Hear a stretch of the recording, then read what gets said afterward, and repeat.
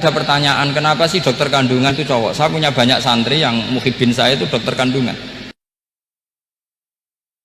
Kawal oleh tasawuf. Kalau ndak, semua hukum fikih bisa diakalin. Makanya Imam Bukhari punya satu bab namanya Kitabul Khiyal, bab mengkhilaf fikih. Beliau itu antinya sama Abu Hanifah itu luar biasa. Nggak ada ulama dibenci Imam Bukhari kayak Abu Hanifah. Masyhur. Untungnya beliau nggak menangi Abu Hanifah. Kalau menangi geger terus ya. Bisa bahsul masail terus ya. Itu Abu Hanifah itu ulama yang suka khilah. Khilah itu ngerekayasa hukum. Misalnya begini, saya ini puasa agak lemes, ujian agak lemes, apalagi kiai serawati di duit, santri beling-beling lemes ya. Apa mangan itu kan, poso-poso kok mangan kan gak keren. Supaya saya bisa makan dan halal, saya bisa ngajak kiai Robai ya jalan-jalan. Jalan-jalan nyari yang jarak 2 marhalah, ya sudah, terus bisa makan. Kalau ditanya Allah kok makan, musafir.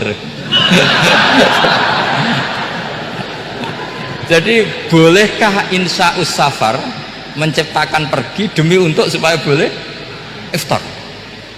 Boleh enggak saudara jenengan? Coba kok enggak boleh, alasannya apa? Kan pergi, perginya juga enggak maksiat. Itu khilaf. Tapi Sayyid Muhammad, Abu Ya Sayyid Muhammad bin Alawi, Sayyid Muhammad itu membela Abu Hanifah, artinya membela jangan semua khilaf itu diharamkan. Karena itu cara, saya ulang lagi, karena itu cara untuk mengawal bahwa hukum Allah itu luas. Karena kalau nggak ada khilaf itu ya kita kesulitan. Kita kesulitan. Misalnya begini, ini penjelasannya, makanya kita harus sering mendengar. Saya itu dulu masih sangat fikih itu protes, kenapa ada poluan polisi wanita? Itu kan pekerjaan cowok ya, pekerjaan pria. Tapi setelah mendapat penjelasan dari polisi itu alasannya masuk akal, Gus. Kadang-kadang orang nakal itu menyembunyikan narkoba itu di alat wanitanya. Itu kalau semua lelaki polisi kayak jenengan, masalah itu. Sehingga memang harus ada polisi wanita, karena sebagian pengedar narkoba itu perempuan dan menyembunyikannya di tempat itu. Kalau semua polisi cowok kan nggak kebayang.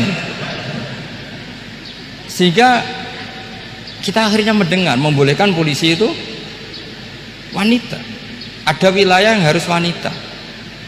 Begitu juga ada pertanyaan, kenapa sih dokter kandungan itu cowok? Saya punya banyak santri yang muhibin saya itu dokter kandungan.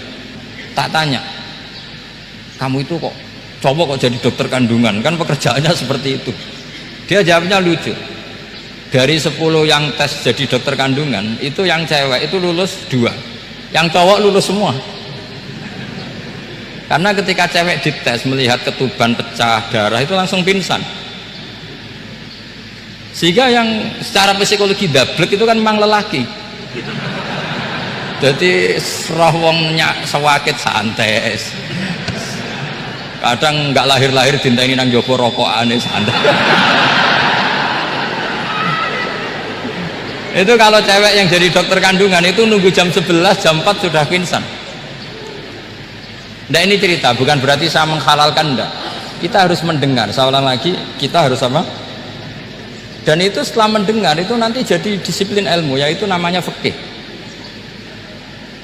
Saya berkali-kali cerita di mana-mana cerita, fikih itu harus dievaluasi. Karena ini masalah furu'iyah. Saya berkali-kali cerita di mana-mana cerita. Hukum berteman orang fasik gimana? Pasti orang jawab haram karena takut ketularan orang fasik. Tapi kalau dibalik, hukumnya bina orang fasik gimana? Ya baik, umatnya Nabi bisa bina kalau berteman. Kamu bisa bina orang fasik tanpa berteman? Gak bisa. Jadi kalau dibalik, hukum berteman orang fasik gimana? Haram. Hukumnya bina orang fasik baik, bisa bina kalau berteman. Berarti berteman orang fasik. Ya terus nanti pada level lapangan sih gampang.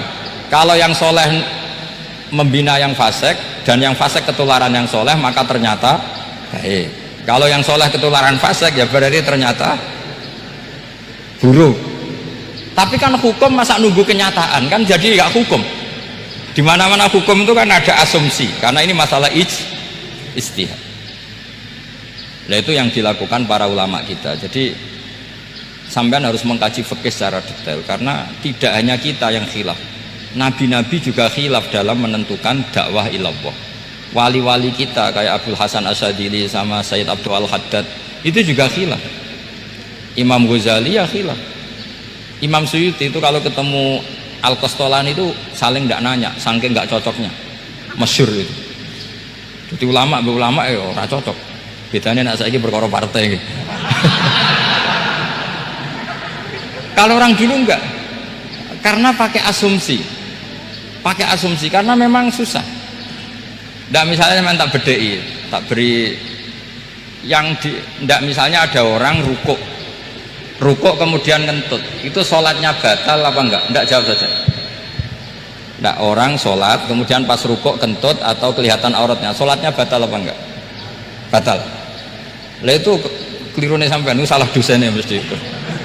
Pertanyaannya gini, yang dikatakan sholat itu kan aqwalun wa af'alun muftatahatun bitakbir muftatamatun bitaslim.